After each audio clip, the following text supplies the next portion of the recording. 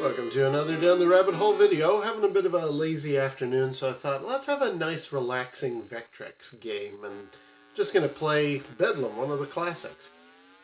Although I think, as it turns out, it's not as relaxing as you might be led to believe. It's one of those games that I just always dismissed as, oh, it's a simple, they're coming at you from different parts of this wedge pie thing, and it's dead simple and straightforward. And then the wedge pie shape changes. Now I got like a chicken foot. Easy, I thought. But having done my research, there's actually a lot more to this game than I anticipated. Look at that, I'm already dead. And it's actually a lot trickier than you might think. So I just thought, well, this might make for an interesting video.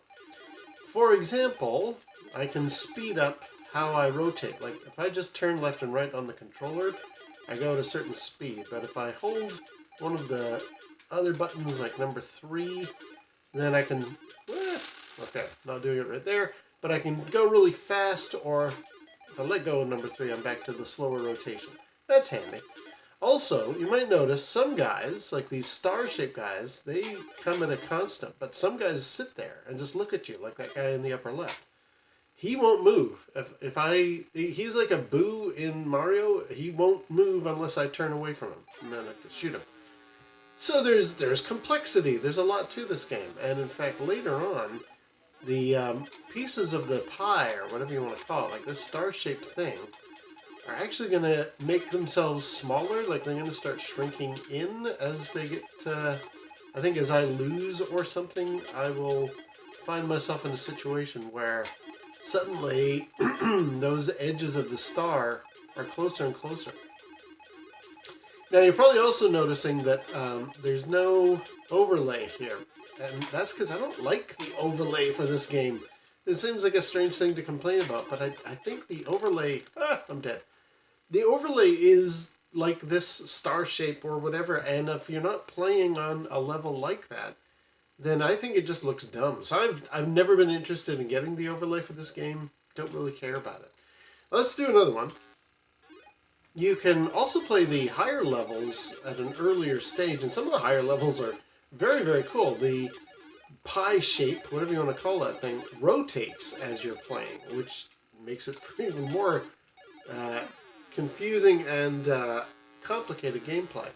So I might do that after a bit. I'm going to see if I can get past that star level we got to before, because I wanted to at least see if I can get further than that. Why is it called Bedlam? Well, I think it's actually due to limitations in the Vectrex's programming or capability or something. You'll notice when I shoot these guys, there's no explosion, like they just disappear. That's actually, according to the lore in the game, that's on purpose. You're not destroying them, you're sending them back to another dimension, these enemies, so that they can stop performing Bedlam, so they can stop making your life hell. It's an interesting way around it. I reckon, yeah, it's probably a case of they didn't have enough cycles left in the Vectrex to make explosion effects. No particles to make things look like they're blowing up. So instead, it's like, no, you're sending them back to the dimension from which they came. That's totally what it is. Yeah, sure. Now, let's see if I can get past the star level. Here! Whoa, I thought I died there. Because this is where it starts to get a lot more complicated, and I'd like to see if we can get to the more complicated. Yay, we did it. Okay. So now we're on level 2, you can see down in the corner. And yeah, now the edges are going to start moving in on me. It's like the thing is shrinking. The music is picking up. Ooh, ooh. Those little ones that look like crosses. Ooh, you see how it changed there? Those ones that look like crosses, I believe they're going to start circling around me at a certain point. There we go. Oh, that's not so bad. But yeah, here's, one of the classic Vectrex games, done very, very well. I'm thinking, oh, got an extra life. I'm thinking to myself, oh, I'll have a nice relaxed afternoon just playing one of the classic Vectrex games. Turns out this has got quite a lot of complexity to it. And now he's going to kill me! Ah, darn it. Has quite a lot of complexity to it.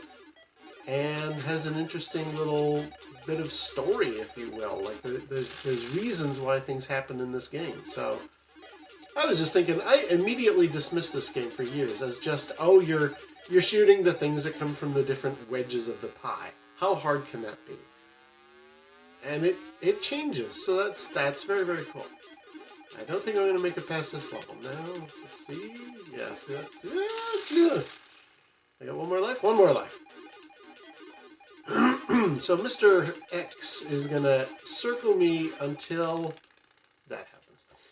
Well, okay, so that's not too bad. 13,075. Let's try again.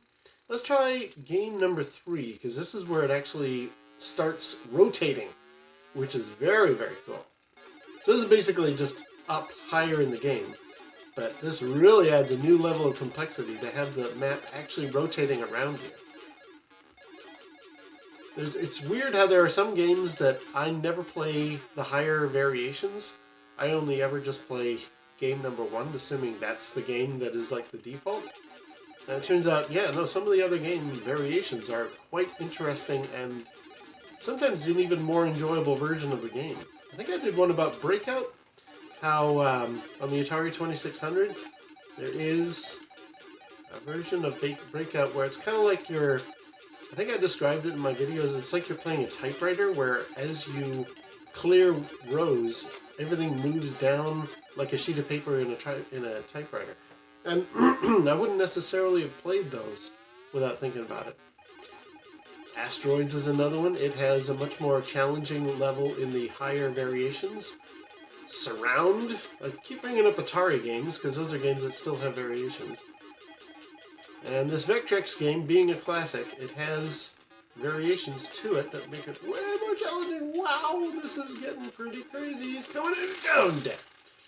Okay, how many more lives have we got? I still got 2 lives. We're doing alright here. So this is my lazy afternoon game of Bedlam. Just thought I'd try, because I do a lot of homebrew games for the Vectrex, and I thought, well, let's actually just play a classic, one of the original games that came out for the machine. Because they were awesome in their own right, and this proves it. Oh, he's coming in! That's it! I'm dead. Alright, well, that's a good place to leave it off. Anyway, that is Bedlam on the Vectrex. Decide whether or not you think that would be a nice, relaxed game to play on an afternoon. And until next time, we'll see you down the rabbit hole.